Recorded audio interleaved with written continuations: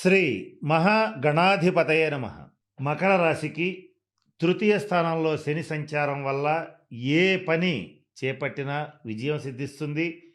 జీవితంలో వేటికి లోటు లేకుండా చాలా సంతోషంగా జీవితం అనేటువంటిది గడిచిపోయే పరిస్థితులు వచ్చాయి. మీకు మీరుగా లోటు కల్పించుకుంటే తప్ప అన్ని రకాలుగా శనీశ్వరుడు మీకు శుభ ఫలితాలనే ఇస్తాడు. త్రిషడాయగత పాపహాని 3, 6, 11 స్థానాల్లో పాపగ్రహాలు సంచరిస్తూ అత్యంత శుభ ఫలితాలు ఇస్తాడు. వాటిల్లో కూడా శనీశ్వరుడు 3వ స్థానంలో, 6వ స్థానంలో, 11వ స్థానంలో ఉన్నప్పుడు అత్యంత శుభ ఫలితాలు ఇస్తాడని జ్యోతిష్ శాస్త్రం చెప్తోంది. కనుక ఆల్రెడీ మీకు శనీశ్వరుడు మీ రాశ్యాధిపతి అత్యంత శుభ ఫలితాలు ఇవ్వటానికి రెడీగా ఉన్నాడు. ఎప్పటినుంచో అక్కడ శని సంచారం జరుగుతోంది. మరి మనకొచ్చే సందేహం ఏంటంటే, మరి మీరు ఎక్స్‌పెక్ట్ చేసినంత శుభ ఫలితాలు ఎందుకు రావట్లేదు అనేటువంటిది అందరికీ సందేహం వస్తుంది. ముఖ్యంగా మకర రాశి వాళ్ళు ఈ సందేహంతో ఎంతో కాలంగా బాధపడుతున్నారు. దానికి 2 ముఖ్యమైన కారణాలున్నాయి. అదేమిటంటే గురుబలం లేదు. అది జూన్ 2 నుంచి మొదలవుతోంది. ఇది ముఖ్యమైనది, మొట్టమొదటిది. రెండవది మకర రాశి నుంచి 2వ స్థానంలో రాహువు, అష్టమ స్థానంలో కేతువు సంచరిస్తూ వీళ్ళు చేసేటువంటి పనులకు ఆటంకాలు కల్పించటం, మానసికంగా ఆందోళన కలిగించటం, అనారోగ్యాలు కలిగించటం, ప్రతి పనిలోనూ విఘ్నాలు కలిగించటం, అలాగే ఏ పని చేయాలన్నా 10 అడుగులు ముందుకి 100 అడుగులు వెనక్కి నడిచేటట్లు చేయటం, ఇటువంటి అనేక ఇబ్బందులు మకర రాశి వాళ్ళకి చాలా కాలంగా జరుగుతున్నాయి. దీనికి తోడు గురుబలం లేకపోవటం వల్ల వీళ్ళ ప్రయత్నాలన్నీ భంగమవుతూ వచ్చినాయి. ఆ ఇబ్బందుల నుంచి గురువు మిమ్మల్ని సంపూర్ణంగా బయటవైపోతున్నాడు. వీటితో పాటుగా ఇంకొన్ని ఫలితాలు జరగబోతున్నాయి. వాటి గురించి ఒకదాని తర్వాత ఒకటి తెలుసుకోవడానికి ప్రయత్నం చేద్దాం. వాటిలో మొట్టమొదటిది ఏంటంటే, మకర రాశి వారు ఎవరైతే వివాహ ప్రయత్నాలు చేస్తూ ఉంటారో వాళ్ళకి వివాహ యోగ్యమైన కాలం. మంచి సంస్కారవంతమైన ఉన్నతమైన కుటుంబాల నుంచి వచ్చినటువంటి సంబంధాలు మిమ్మల్ని వెతుక్కుంటూ వస్తాయి.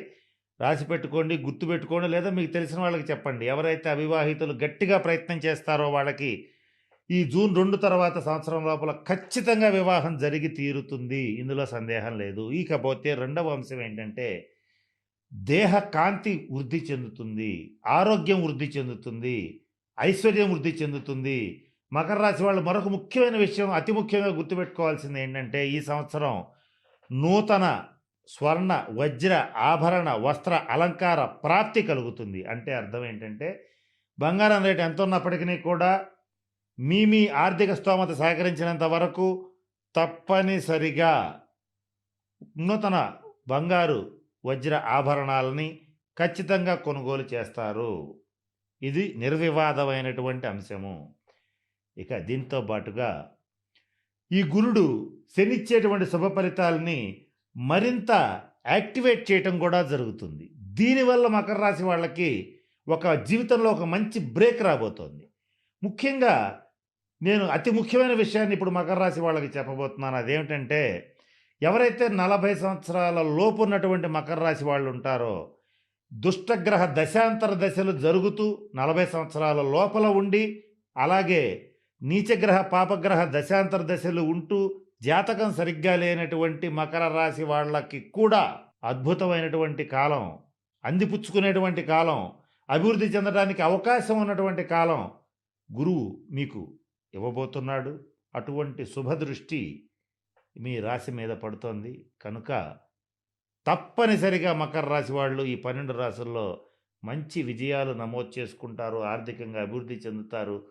దేహకాంతి పెరుగుతుంది, ఆరోగ్యం పెరుగుతుంది, మీ మాటకి విలువ పెరుగుతుంది, సమాజంలో కీర్తి ప్రతిష్టలు పెరుగుతాయి. సమాజంలో ఉన్నతమైనటువంటి స్థానాల్లో ఉన్నటువంటి వాళ్ళు, పెద్ద వాళ్ళు, రాజకీయ నాయకులు, వ్యాపారస్తులు, పేరు ప్రతిష్టలు ఉన్నవాళ్ళు మిమ్మల్ని ఆదరిస్తారు, మీకు అండగా నిలబడతారు.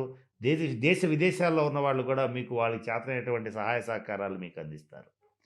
అయితే కొన్ని సందర్భాల్లో వ్యతిరేకమైనటువంటి రాహుగ్రహ ప్రభావ రీత్యా కుటుంబంలో తండ్రి గారితో భేదాభిప్రాయాలు, మీరు చేసే ప్రతి పనికి జీవిత భాగస్వామి నుంచి వ్యతిరేకత, అలాగే పిల్లల రీత్యా అంటే సంతాన రీత్యా కూడా మిమ్మల్ని తక్కువగా చూడటం, మిమ్మల్ని చులకనగా మాట్లాడటం, ఇటువంటివి అనేకం జరగబోతున్నాయి.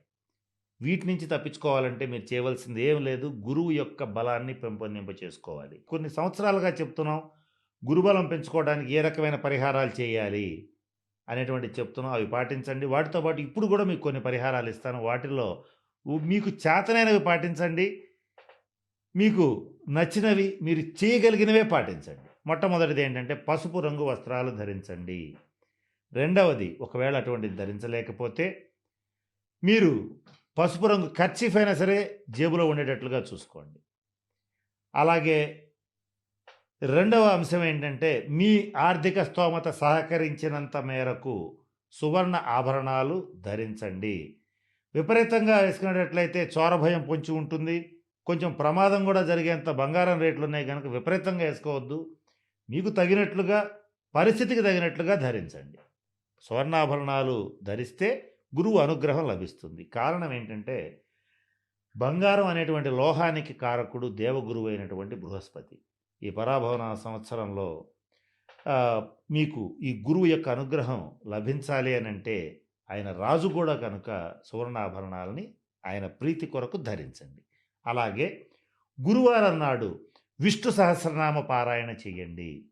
సోమవారం నాడు ఈ గురువు యొక్క అధిదేవత అంటే గురుగ్రహాన్ని కంట్రోల్ చేసేటువంటి శక్తి ఒక్క శివుడికే ఉంటుంది గనక శివాలయాన్ని సందర్శించండి.